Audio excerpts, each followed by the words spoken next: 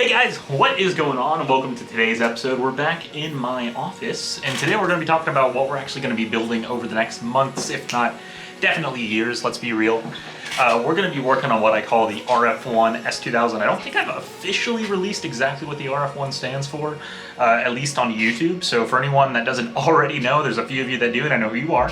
But for those of you that don't already know, put a comment down in the comment section below. Let me know what you think RF1 stands for, and I'll give you a hint. It's pretty simple.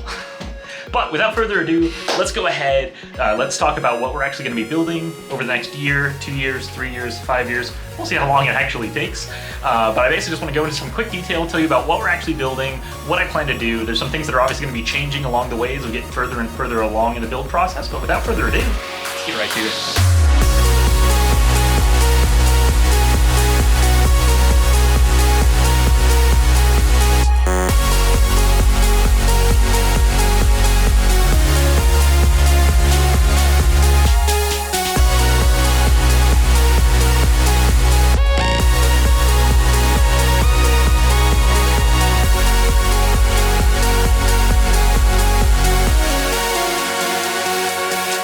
Guys, so I do basically just want to talk about really what this project is and how I plan to build it and why I want to build it.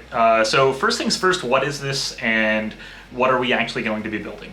Essentially what this car is it's going to be an SCCA GT3/GT2 spec race car.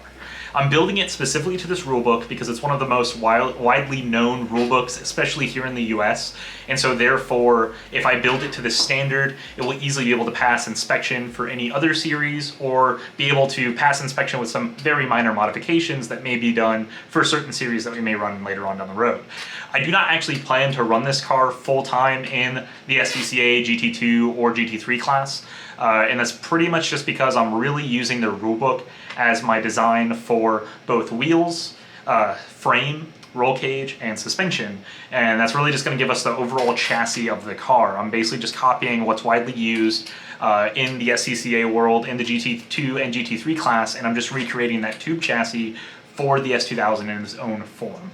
So basically that's really what this car is going to be, is it's a full tube chassis car, meaning we're going to be making an entire frame from the ground up, so it won't actually utilize the original S2000 chassis at all. It's really just going to be the S2000 body. Now that's actually why we've picked up that shell that you've seen in the first couple episodes of this build series. That shell is going to supply us the body that we're going to be making. I'm going to be making a wide body kit from that shell, and that wide body kit will then essentially be what will be used on the race car itself once we have the tube chassis finished. Now, there are some questions and some things I may not be able to directly answer, but one of the things I can say, what engine are we going to be putting into it? If we were going to be following and racing this in the SCCA GT2, GT3 series, I'm pretty much limited to just the F20, F22, or K20 or K24. And that's simply because they want the engine to match the manufacturer of the car. And it absolutely makes sense. They're trying to go for a little bit of a manufacturer's championship with that. We, however, are not necessarily interested in that. I actually ultimately plan to take this car to Pikes Peak, and there's some endurance racing that I want to do with this car. I want to enter it in some 8 to 10, maybe even a 24-hour endurance race. So ultimately that is our plan, and because of that, we're not actually going to be running a K20 or a K24, an F20 or an F24, even though that kind of does make sense. The cost of those and getting those to run, especially an S2000-esque chassis, is getting higher and higher. So I'm looking for the most cost-effective setup that we can run, and because I kind of have an open rulebook with the engine for what I'm going to be using the car for, I'm planning on running actually a BMW M52 motor. Now, what might surprise some of you is this is technically a steel inline six, except I'm actually going to be getting the block from a Z3. Those were fully aluminum, and they do save about 150 pounds off of the front axle, which will get our front weight very similarly to what we would have if we were running like a K20 or a K24. So we're still getting very close to that weight limit in the front, and I do plan to push it pretty far into the center of the car to help out with the distribution of that weight. There's still a lot of the design of the chassis going underway. I do not have a lot of it done. We're still getting the main frame rails figured out along with the roll cage cage and some of the locations for the suspension mounting points and everything as well. But I'm making a lot of good progress on that. I'd say I'm probably around 60 to 70% done. I probably have a little bit of an overlay showing you where it currently is at. Now, the biggest thing that we're currently designing on the car is the suspension. I'm currently working on the front suspension. The front suspension will still be a double wishbone. However, I'm not going to be utilizing any of the suspension components from the S2000 at all. This is actually going to be fully custom suspension that I'm designing myself from the ground up. I'm even planning on designing an upright that I'm going to have CNC machined out of aluminum, and that upright is going to be entirely from scratch. It'll be our own design, and it's going to be specifically for this car, so I'll have RF1 engraved on there somewhere. But in the rear, we are actually going to be running a 3-link setup. I know this might upset some people considering this is an S2000, but please keep in mind this is also a race-specific car, and running a 3-link setup in a race car is extremely common. They're proven, they're easy to set up, and parts for them are plentiful. You can get them in whatever wheel lengths and everything that you need, so it's very, very customizable, and it's going to be perfect for this project. Getting a drive shaft made for one will be very easy as well. There's really nothing too hard about running a 3-link setup other than squaring it off in the chassis where you need it to be, and that's basically it. But like I said, the front end will be completely from scratch along with just about everything else in this car. A lot of it's going to be custom made. This is also really just a personal engineering project that is also a challenge to myself. I've also always had the dream of building a GT3 spec S2000, and that's really where this build series comes from. Is I would have loved to have seen the S2000 get turned into a race car to race in the current IMSA series or the FIA GT series or something along those lines, but that never actually happened. So this is my attempt to build that style of car for the world that everyone can see, and I want to bring you guys along the way so that way you can see how it's all going to happen.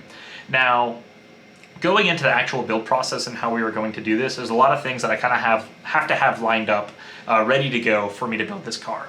First thing I'm doing is I'm starting to learn my carbon fiber process and how to actually make carbon fiber parts from scratch.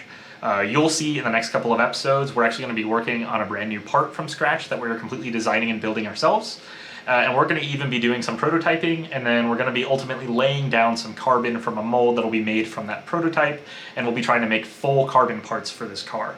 This is something that I expect to be challenging, and I know is not going to be easy, but I've been researching and studying on how to make and produce these types of parts for a long time now, so I'm fairly confident that I'll be able to achieve this. I am also expecting that I'm going to be making some mistakes along the way, so I know already that there's going to be mistakes that are going to be made because I've researched this enough to know that I'm not going to do it perfectly. So I'm going to bring you guys along for that as well. Essentially, the next episode will be that we're going to start on the carbon process with making some of the carbon pieces. Then from there, since we already have the shell, we're going to start working on the body. I already have some information like our wheelbase and wheel length already figured out, so creating the body for that will actually not be too terribly hard.